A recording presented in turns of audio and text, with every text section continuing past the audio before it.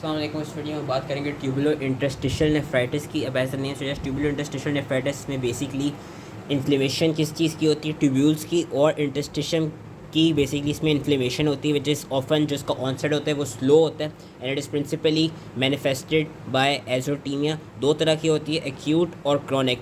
जो acute type of tubulo interstitial nephritis होता है उसका जो क्लिनिकल ऑनसेट होता है वो काफ़ी रैपिड होता है और हिस्टोलॉजिकली वो इंटरस्टिशियल एडिमा के साथ देखा जाता है which is often accompanied by leukocytic infiltration of the interstitium and also of the tubules, and there's also tubular injury present, whereas जो chronic tubular interstitial nephritis होता है that is seen as क्या कहते हैं इसमें जो basically infiltration होता है वो predominantly mononuclear leukocytes का होता है। इसमें हमको interstitial fibrosis मिलती है and there's also widespread tubular atrophy। अब जो सेकेंडरी ट्यूबुलर इंटरस्टिशियल नेफ्राइटिस होता है that is usually due to different disorders of like for example different vascular disorders, different cystic disorder जिसमें पॉलीसिस्टिक किडनी डिजीज़ आ जाती है, या डिफरेंट मेटाबॉलिक डिसऑर्डर जिसमें डायबिटीज़ आ जाती है जो कि अगेन प्रोग्रेसिव डैमेज कॉज कराते हैं। ये जिन्होंने नीचे टेबल दिया हुआ है यहाँ पर उन्होंने सारे प्राइमरी कॉजेज़ बताए हुए ट्यूबुलर इंटरस्टिशियल नेफ्राइटिस के, और इसमें से जो आज हम पढ़ेंगे, आज हम टॉक्सिन्स वाला अलग से पढ़ेंगे, टॉक्सिन्स और ड्रग्स वाला इस वीडियो में हम पढ़ेंगे। ट्यूबुलर इंटरस्टिशियल नेफ्राइटिस को हम बेसिकली, या जो ट्यूबुलर इंटरस्टिशियल डिसऑर्डर्स होते हैं हम उनको डिफरेंट ग्लोमेरुलर डिजीज़ से किस तरह डिफ्रेंशिएट करते हैं। एक तो ये देखा गया कि जो ट्यूबुलर इंटरस्टिशियल डिजीज़ होती हैं there is absence of nephritic और nephrotic syndrome in them and also there is presence of defects in the tubular function. क्योंकि ट्यूब्यूल्स या इंटरस्टिशियम के लेवल पर डैमेज आ रहा है तो अब वो जो डिफेक्ट होगा ट्यूबुलर फंक्शन में वो या तो सब्बल होगा या ये देखा जाएगा कि there is impaired ability to concentrate urine, जो कि क्लिनिकली किस तरह मैनिफेस्ट करेगी पॉलीयूरिया नॉक्टूरिया के साथ। सॉल्ट वेस्टिंग देखी जाएगी, diminish ability to excrete acid देखी जाएगा जो कि क्लिनिकली मेटाबॉलिक एसिडोसिस के साथ प्रेजेंट करेगा and there might be some isolated defects in the tubular reabsorption and the tubular secretion. तो जो आज हम पढ़ेंगे वो हम पढ़ेंगे tubular interstitial nephritis which is induced by drugs and toxins. It is the second most common cause of acute kidney injury after the pyelonephritis.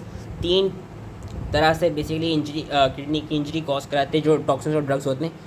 एक तो क्या कराता है, it triggers an interstitial immunologic reaction, जिसमें हमारे पास एग्जांपल आती है acute hyper sensitivity nephritis की, जो कि अभी हम आगे पढ़ेंगे, which is induced by some drugs such as methicillin के। कुछ लोग होते हैं जिनको ड्रग एलर्जी होती है तो उनमें ड्रग हाइपर सेंसिटिविटी रिएक्शन की वजह से नेफ्राइटिस कॉज होने लग जाता है। दूसरा कॉज क्या होता है किडनी इंजरी का, वो ATI होता है, जो कि हम अभी पिछली वीडियो में पढ़ चुके थे कि ड्रग्स और डिफरेंट टॉक्सिन्स किस तरह टॉक्सिक टाइप ऑफ ATI करा रहे थे।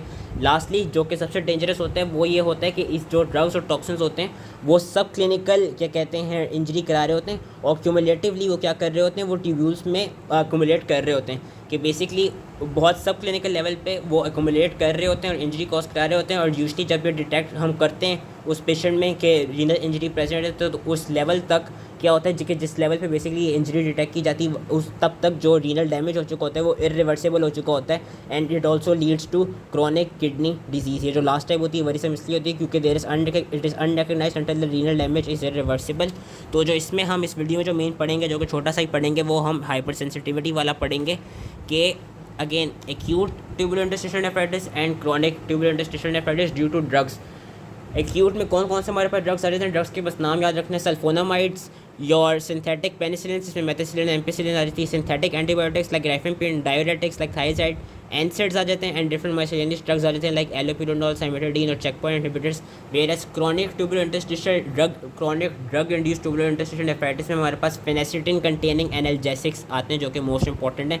एक्यूट का ये देखा गया कि जो एक्यूट होती है फॉर्म जो होती है उस it usually begins 2 to 40 days after the exposure of drug which is characterised by fever, eosinophilia, rash and renal abnormalities. और रीनल एब्नॉर्मेलिटीज़ हमें किस तरह की मिलती है, हीमाचोरिया मिलती है, माइल्ड प्रोटीनूरिया मिलती है, ल्यूकोसाइटोरिया मिलता है जिसमें ज़्यादातर इयोसिनोफिल्स लॉस हो रहे होते हैं थ्रू यूरिन एंड हमको राइजिंग सीरम क्रेटिनिन लेवल्स भी मिलते हैं। और कभी कभी एक्यूट किडनी इंजरी मिलती है विद ओलिगोयूरिया जो कि 50% केस में मिलती है। पैथोजेनेसिस इसकी कोई इतनी इंपॉर्टेंट नहीं है, यही देखा गया ज़्यादातर इडियोसिंक्रेटिक इम्यून मैकेनिज्म होता है कि इडियोसिंक्रेसी हमने थर्ड ईयर में पढ़ी थी कि जो कुछ इंडिविजुअल्स हैं जिनको बेसिकली जो कि डेवलप कर लेते हैं डिजीज़ के। ये देखा गया कि जो पेशेंट जिनको क्या कहते हैं एलर्जी होगी डिफरेंट ड्रग्स से, अब उनमें ही हाइपर सेंसिटिविटी नेफ्राइटिस कॉज हो रहा होगा कि क्लिनिकली वो लेटेंट पीरियड क्लिनिकली इयोसिनोफिलिया मिलेगा, क्लिनिकली हमें वो रैश प्रोड्यूस मिल रहा होगा। अब वो हाइपर सेंसिटिविटी रिएक्शन कौन सा हो सकता है, it could either be type 1 which is mediated by IgE and it could either be type 4 which is mediated by T sales.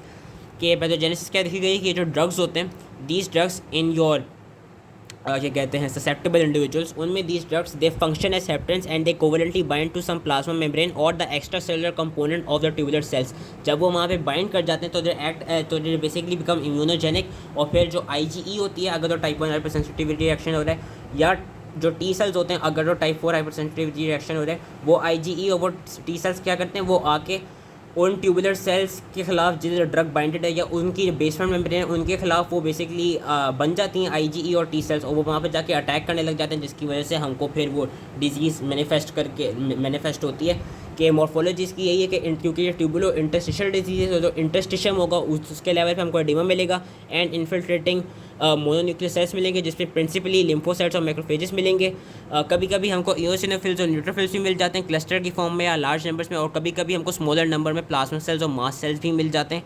Inflammation जो है वो यूजली मेडुला के लेवल पे मोर प्रोमिनेंट होती है, क्योंकि वहीं पे ज़्यादातर इंसाइटिंग एजेंट होता है। कुछ ड्रग्स जिस तरह मेथेसिलिन और थायराइड आ जाते हैं, उनमें ये देखा जाता है कि उनमें interstitial non necrotising granulomas are seen when the tubules rupture. Tubulitis मिलता है क्योंकि अगेन ट्यूबुलो इंटरस्टिशियल नेफ्राइटिस हो रहा है, तो उसमें ट्यूबुलाइटिस भी होता है, जिसकी और जो ट्यूब्यूल्स होते हैं उनकी लिम्फोसाइट्स के साथ इन्फिल्ट्रेशन हो चुकी होती है। And sometimes there is variable degree of tubular injury and regeneration also present. Clinical features again ये भी इतने कोई इंपॉर्टेंट नहीं है कि देखा गया है कि एक तो इसमें ये होता है कि it is very difficult to defect कि कौन सा ऑफेंडिंग ड्रग है जिसकी वजह से सिम्टम्स आ रहे हैं, और यही देखा जाता है कभी कभी कि अगर उस ड्रग का विड्रॉल कर दिया जाए तो रिकवरी हो जाता है। कभी कभी इस तरह होता है कि अगर विड्रॉल कर भी दिया जाए तो उसके बावजूद रिकवरी नहीं हो पाती। क्यों नहीं हो पाती? क्योंकि उन ड्रग्स ने क्या किया होता है, उन्होंने इस थर्ड मैकेनिज्म के थ्रू क्यूमुलेटिवली डिपॉजिट होकर वहाँ पे इरिवर्सिबल रीनल इंजरी कॉज करा दी होती है।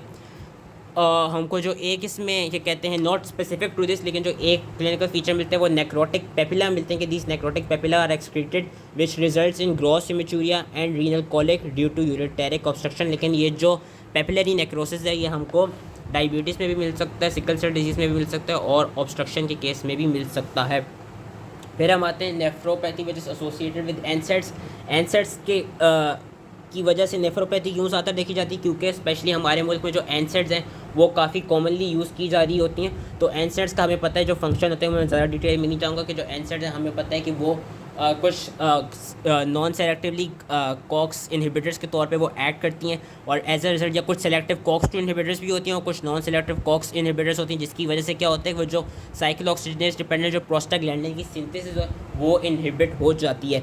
और एनसेड एसोसिएटेड रीनल सिंड्रोम्स में कौन कौन से डिजीज़ आती हैं, इन डिजीज़ के नाम याद रखने हैं। एक्यूट किडनी इंजरी वो क्यों होती है? Due to decrease synthesis of vasodilatory prostaglandins and it leads to ischaemia, कि वही कॉक्स का इनहिबिशन होगी जिसकी वजह से हमारे पास प्रोस्टासाइक्लिन नहीं बनता, अगेन किडनी इंजरी कॉज करा देता है। Acute hyper sensitivity interstitial nephritis, जो कि भी हमने पढ़ लिया कि जिनको ड्रग की एलर्जी होगी उनमें हाइपर सेंसिटिविटी रिएक्शन कॉज हो रहा होगा। Acute interstitial nephritis and minimal change disease. अब इसमें जो मिनिमल चेंज डिजीज़ है ये बेसिकली ग्लोमेरुलर डिजीज़ है। ये देखा गया है कि कभी कभी कुछ इस तरह के हाइपर सेंसिटिविटी रिएक्शंस होते हैं जो कि बोथ इंटरस्टिशियम को और ग्लोमेरुलाई दोनों को अफेक्ट कर दें, जिसकी वजह से ये दो डिजीज़ भी क्या कहते हैं हमको कॉमनली मिलती हैं एनसेड एसोसिएटेड रीनल सिंड्रोम में। एंड लास्टली कम बी और मेम्ब्रेनस नेफ्रोपैथी। तो बस ये जो एनसेड्स हैं, एनसेड्स में मेन फंक्शन ये पता होना चाहिए कि since they act as a क्या कहते हैं इनहिबिटर ऑफ साइक्लोऑक्सीजनेज, तो वो जो किडनी की जो एडवांटेजेस जो प्रोस्टाग्लैंडिन है वो सही से प्रोड्यूस नहीं हो पाते, इसकी वजह से किडनी का डिसऑर्डर्स आ जाते हैं। और जो हमको एनसेड एसोसिएटेड रीनल सिंड्रोम में डिफरेंट डिजीज़ मिलती हैं जो मैंने बता दी, बस इनके नाम याद रख लेने हैं। Acute kidney injury, acute hyper sensitivity interstitial nephritis, acute interstitial nephritis and minimal change disease, membranous nephropathy. और बस यही था। मॉर्फोलॉजी भी इसकी इतनी इंपॉर्टेंट नहीं, बस ये 3 वेज पता होनी चाहिए जिसकी वजह से tubular interstitial nephritis is caused by drugs and toxins. So that was all related to tubular interstitial nephritis due to drugs and toxins. I hope easily समझ में आ गया हो, and thank you.